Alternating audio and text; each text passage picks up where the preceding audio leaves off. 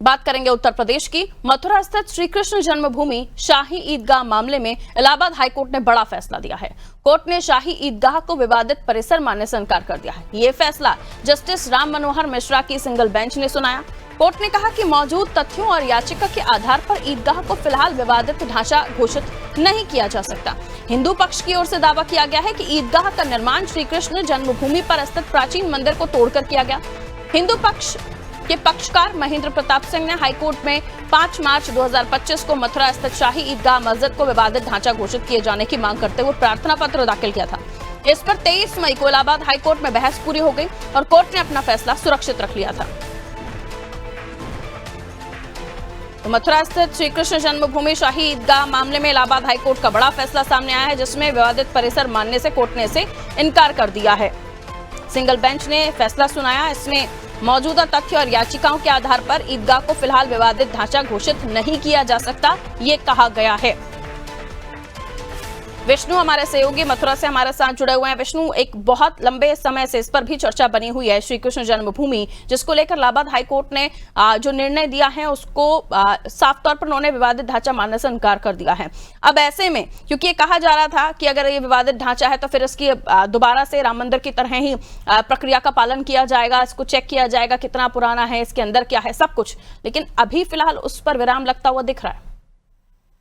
जो बताना चाहूंगा, इलाहाबाद हाईकोर्ट में हिंदूवादी पक्ष को एक लंबा बड़ा झटका लगा है इस फैसले को लेकर। और जो विवादित ढांचा था घोषित करने की मांग की गई थी हिंदूवादी वकील द्वारा, उसको उन्होंने कैंसिल करके खारिज कर दिया गया है। इसको लेकर हिंदूवादी जो पक्ष है उसमें काफी रोष व्याप्त है और इस समय हिंदूवादी पक्षियों को बड़ा धक्का लगता हुआ दिखाई दे रहा है और इसमें आप पुनः जांच की अब ये बात कहते हुए भी नजर आ रहे हैं। ठीक, बिल्कुल, लेकिन जिस तरीके से हिंदू पक्ष के पक्षकार महेंद्र प्रताप सिंह ने 5 मार्च 2025 को मथुरा स्थित शाही ईदगाह मस्जिद को विवादित ढांचा घोषित किए जाने की मांग की थी, तो ये आकलन था कि इस पर, क्योंकि लोगों का ये मानना था, हिंदू पक्ष का ये मानना था कि इस पर उनके पक्ष में फैसला आएगा। फिलहाल इस पर रोक लग गई है, लेकिन आगे क्या इस पर आगे जाने की तैयारी हिंदू पक्ष ने की है या इस फैसले को स्वीकार कर लिया गया है?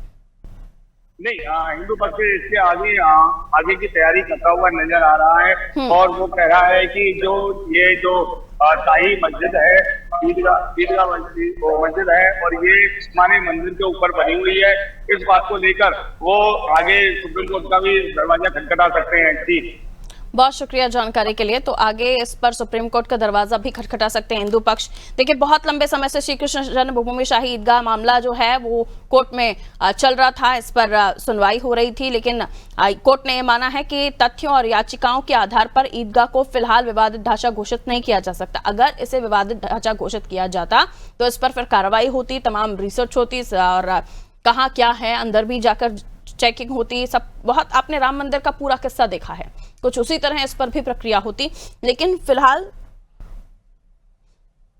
मथुरा वाला जो भारतीय जनता पार्टी की लिस्ट में एजेंडा है, यहां पर इस मामले में तो हाईकोर्ट के फैसले के बाद विराम लगता हुआ नजर आ रहा है, लेकिन हिंदू पक्ष का कहना है कि वो सुप्रीम कोर्ट तक जाएंगे, तो आगे देखना होगा कि लड़ाई कहां तक जाएगी।